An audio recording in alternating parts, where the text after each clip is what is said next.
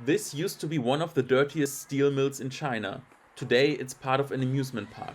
11 years ago, the Beijing municipal government decided that there was no more room in the city for heavy industry. In the past, there were particles falling on the windowsill like a layer of ash. Now that's changed.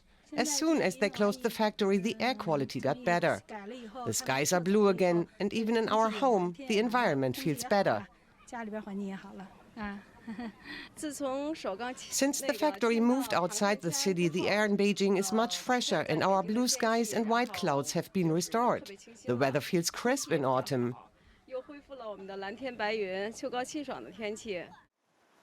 Still, the world's biggest carbon emitter has a long way to go to achieve a greener future. In the short term, China is even falling back on coal and other fossil fuels.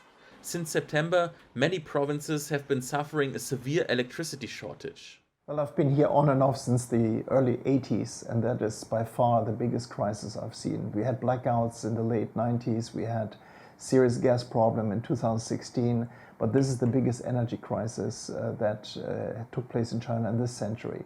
And it's going to sustain with us. It's going to be there until, I would say, at least spring next year.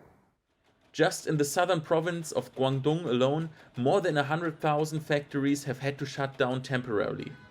Many of them are now relying on diesel-fueled generators for electricity. Still, Jörg Wuttke is convinced that the green energy transition and business growth can go hand in hand.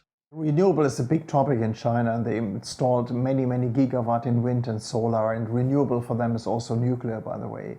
But you don't get more than 9 or 10% of the entire energy mix out of renewables.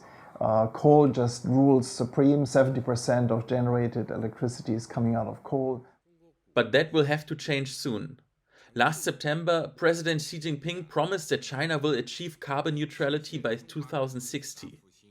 That would be the biggest emissions reduction of any single country in history.